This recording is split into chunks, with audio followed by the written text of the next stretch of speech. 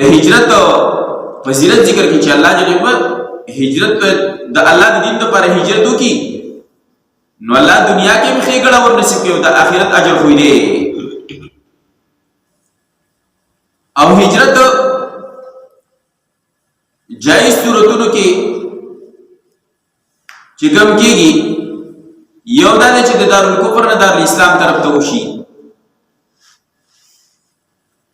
یا په یو معاشره یو ځای کې د حرام او غلبه ډېرې زیاته شي، ګناهونه، فسق و فجور، فسادات دا ډېر شي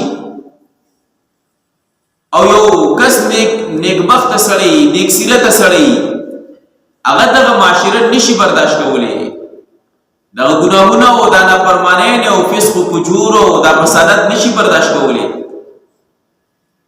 او دا هغه ته په اعمالو او افعالو د نیکۍ کې چې دی رکاوټ جوړېږي دی د هغه ځای نه هجرت وکړي بل ځای ته. یا دا ده چې جسمانی څه تکلیف او بیماری ورته کېږي یو ځای کې، لکه بعضې نیم ټیم کې اکثر یو سړی دی د بل ځای ته لاړ شي نو ابو هوا ورله ښه رانشي، لکه وایي نو بیمار شي، لکه وایي دا پلانکې ځای ابو هوا چې دا به ورله ښه رانله. یا زمونږ دې ځینې طرفونو خلک اکثر چې بعضې خلک لاهور ته لاړ شي، کراچۍ ته لاړ شي، دغه ځای اوبه لاګي داسې صحیح برابر نه دي نو اکثر ول هغه ځای اوبه څښي نه چې بیمار شي، تکلیف ورته میلاو شي. نو ډېر داسې کېږي د هغه نه د بچ کېدو دپاره یو ځای نه بل ځای ته چې دې سړی هجرت وکړي لاړ شي. یا د سړي څه مال ورسره دی او د مال غلا او دغه ورته ډېر دي، د مال ته نقصان میلاویږي او د مال د حفاظت دپاره دی چې بل ځای ته لاړ شي، یو ځای ته هجرت وکړي بل ځای ته لاړ شي. یا د یو څیز د طلب دپاره یو جایز څیز دی د هغې د حصول دپاره د یو ځای نه بل ځای ته لاړ شي. او بعضې علماو نهه ځایونه چې دي هغه ذکر کړي دي چې سفر په دې کې جایز دی چې د هغې دپاره سړی سفر وکړي او هجرت وکړي. یو ځای ته یو سړی په دې نیت باندې ځي چې د یو ځای سیل مو کې مشاهده مو کې خو د عبرت دپاره د سیر و سیاحت دپاره نه، جایز صورتونو جایز ځایونو ته چې دې سړی سیر و سیاحت هم ته شي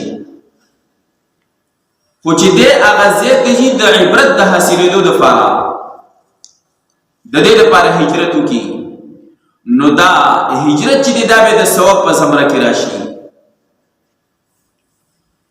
دویم نمبر یو سړی د حج یا د عمرې دپاره سفر وکړي نو دا د خیر او د برکت سفر دی او هجرت دی.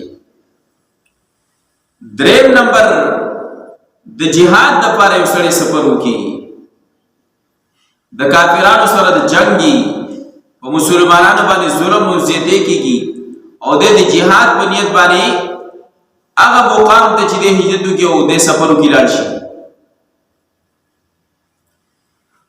څلورم دا چې یو سړی د جایز معاش د ژوند اسبابو پیدا کېدو دپاره سفر وکړي، دې کې به ورته الله خیر واچي خو چې د ناجایزو د حرامو نه ځان ساتي. که زموږ ډېر مسلمانان وروڼه بار ملکونو ته تللي دي د څه دپاره د ژوند د معاش ښه کولو دپاره د ژوند اسباب ځان له ډېر کم د ژوند چې دی معاشرتي اسباب ځان له مهیا کما نو اوس کو دغه وروڼه هغوی هلته کې که مزدورۍ دی او دغه کوي نو صحیح طریقې سره کوي، په حلاله طریقې سره کوي، جایز طریقې سره د حرامو نه ځان ساتي، د ناجایزو نه ځان ساتي نو الله به ورته پکې خیر او برکت ومچي او ثواب به ورته پې میلاو شي. خو که هلته کې لاړ شي بیا حرام کوي او ناجایز کوي نو دا بیا الټه د لپاره د نقصان سبب وګرځېږي. او دغه رنګې د تجارت سفر دا هم د دغه سفر کې راځي خو چې د دروغو او د دوکې نه پکې ځان ساتي. تجارت دپاره سفر کوي یو ځای نه بل ځای ته خو چې دروغ پکې نه وایي او دوکه پکې نه کوي نو دا به هم د لپاره د خیر سبب وګرځېږي. او یا شپږم نمبر علما ذکر کوي چې د علم د طلب کېدو د حصول دپاره سفر وکړی شي. د علم د زده کړې دپاره سفر وکړی شي، دا به هم الله جل جلاله دپاره د خیر سبب وګرځوي. او یا د دین د حفاظت دپاره چې د دین حفاظت وکړی شي. او اوم نمبر د مقدس مقاماتو لیدو دپاره، لکه حرم شو، بیت الله شریف شو، مدینه منوره شو، بیت المقدس شو، داسې مقدس مقامات دي. د هغې د سیر دپاره سړی لاړ شي او د هغې نه چې د عبرت حاصلېدو دپاره. او اتم نمبر د اسلامي سرحداتو د حفاظت دپاره دې دپاره سفر وکړی شي، نو دا هم د خیر د خیر سبب او ذریعه شي. لکه حدیث مبارک کې راځي چې یو څو سترګو باندې الله د جهنم اور حرام کړی دی. یو هغه سترګه چې د اسلامي سرحداتو د حفاظت دپاره ویښه پاتې شي. د مسلمانانو د ملک اسلامي سرحدات دي او د هغې کې څوکیداري کوي، د څوکۍ کې او د ایښ پاتې شو چې نور مسلمانان په آرام سره خوب وکړي، نو الله به په دغه سترګه باندې د جهنم اور حرام کړي.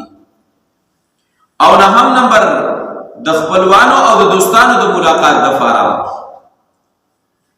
نیکان دوستان دي هغه دوستان نه چې چرسیان، پوډریان او بنګیان دي، دیو چې لاړ شم هلته کې زه اوس اسې مې هم دوستان دي، راشه یو چټه بیټه به مور سره ووې. نو دغه سفر د خیر نه دی. ګورې چې یو سړی وایي زه مړه پلانکي ځای کې یو دوست دی لاړ نو چرس مرس به اوسه وڅکمه، لاړ شو هلته به اوسه څه پوډر موډر وڅکمه، نو دا سفر د خیر بیا نه دی. نیکان دوستان دي د هغو خواله د ملاقات او دغه رنګ خپلوان دي بل ځای کې د هغوی خواله تګ چې دی ملاقات دې دپاره سفر کوي، نو دا هم د خیر سفر دی.